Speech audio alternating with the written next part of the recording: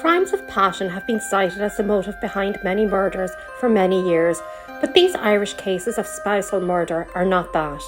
In these shocking cases, there is a notable and stark difference in the motivation to murder between the male and female subjects I will be covering in my next video. In 1992, Esther and her husband Frank had been married for 5 years. The childless couple were in the process of adopting an 18-month-old girl, the daughter of Esther's sister. What should have been straightforward, as they were already caring for the child, and by all intents and purposes ideal candidates, they were turned down. Frank, a respected swimming coach and publican owner in Blessington, County Wicklow, had a dark secret. Esther was not yet aware that the adoption was turned down, or of her husband's shameful betrayal.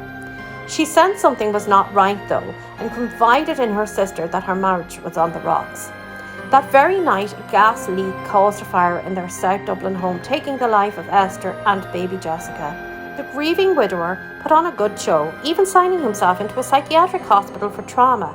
But Esther's family had suspicions, as immediately after the funeral, he was hollering at girls on the street that he was now a free man, throwing parties and going on a lavish holiday.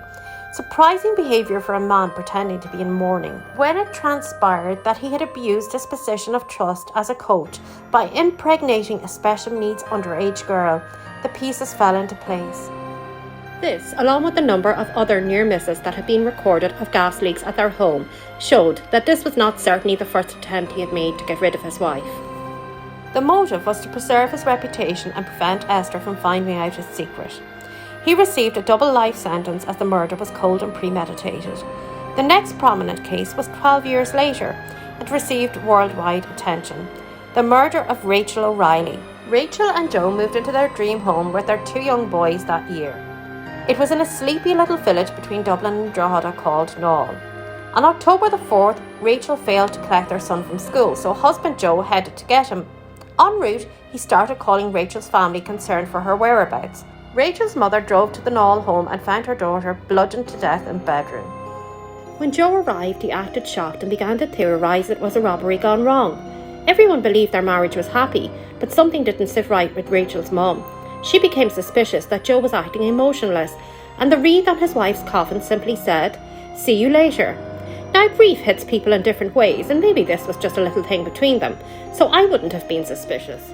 Around the same time, Joe and Rachel's mum appeared on national TV to speak about the murder that had shocked and put fear into the heart of Ireland. If there was a madman on the loose who could slip into the home of an innocent young mother, who could be next?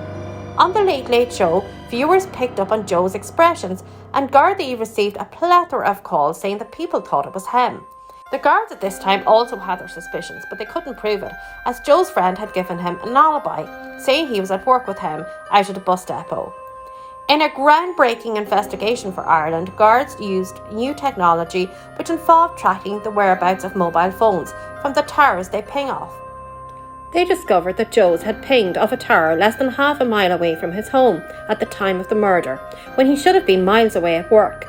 It pinged again a short time later from the same tower. The police were afraid that this wasn't enough, as the evidence had never been used in an Irish court before and was circumstantial. Rachel's body was exhumed, as he had placed a letter in the coffin, but again nothing significant was found. Extensive searches of CCTV in the area showed a car they knew was his, but didn't reveal the licence plate. There were not many of that make and model in Ireland, so amazingly, instead of proving this was his car through the plates, they tracked down all the other owners of the same car, and by a process of elimination showed that none of those could have been anywhere close by. They had enough evidence at this point to seize his mobile phone and laptop, which sealed the deal. There were multiple emails to Joe's sister speaking very negatively about his wife Rachel, to the point of contempt. They also discovered that Joe had a mistress and that he wanted to end his marriage but wanted custody of the kids. He had tried anonymously and unsuccessfully to tarnish Rachel as a mother through false reports to social services. And when he realised he would never get custody, he resorted to murder. He received a life sentence, which to the victim's family was not enough, as a life sentence in Ireland is only 15 years. 2 years later, another lady, Siobhan McLaughlin, was murdered by her husband on the other side of Dublin in the south of the city.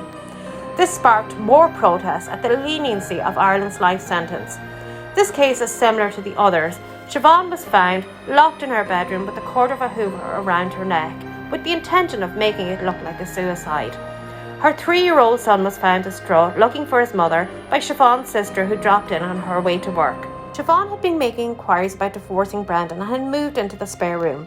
Arrogant and obnoxious as described by her family, Brian had gotten himself into financial trouble through overspending despite having profitable businesses. He used the fact that Siobhan had sought help for depression before by trying to stage her suicide, but police knew that the electrical cord was not strong enough to support her body in a hanging. Although her room was locked, the key could have easily been slipped under the door. The most horrific, though, was the case of Deputy School Principal Alan Hall from Castlerahan outside Ballyjamestuff in County Cavan. He was a very well-respected member of the community, as was his wife Clodagh, also a school teacher. They had 3 young sons. Just before the return to school in late August 2016, one Sunday evening, after visiting family members enjoying tea and biscuits, they returned home. After the boys were in bed, Clodagh was sitting on the couch looking at holidays, when without any warning whatsoever, Alan attacked her with an axe from behind, killing her. He then proceeded to the kids' bedrooms with a kitchen knife and slit each of his children's throats and then hung himself.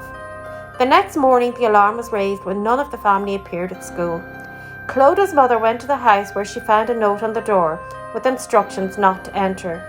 Gardaí were called and found the gruesome bloodbath within. Initially, mental illness was cited as the cause, and he was even buried with his slaughtered family, but later, through notes he left, it was discovered that again it was more a case of self-preservation. He had some bizarre sexual urges and claims a staff member at the school found out, and it was going to ruin his marriage and career, a claim all the staff deny. He thought it was better that they all die than have their reputations tarnished. His body was later exhumed and Clodagh left to rest in peace with her children. This, in fact, was not the first time a man from that area had murdered his family. In 2007, a man from very close by killed his children by drowning them in a bath abroad, where they had relocated. Very creepy indeed. Apart from Gerard O'Hare and Carlo, who murdered his partner Lisa Doyle while she slept next to him, then handed himself into the police saying he just had an unexplained urge to do it, all of these cases were, in my opinion, not the work of schizophrenia or mental illness, but evil men with an agenda. Like Lisa, who had actually said a few days before her death that she wasn't afraid in the house alone, as she had Gerard to protect her, all these women trusted their spouses, but were betrayed on every level. In the next episode, I will look at Ireland's female killers and the motivation behind their crimes.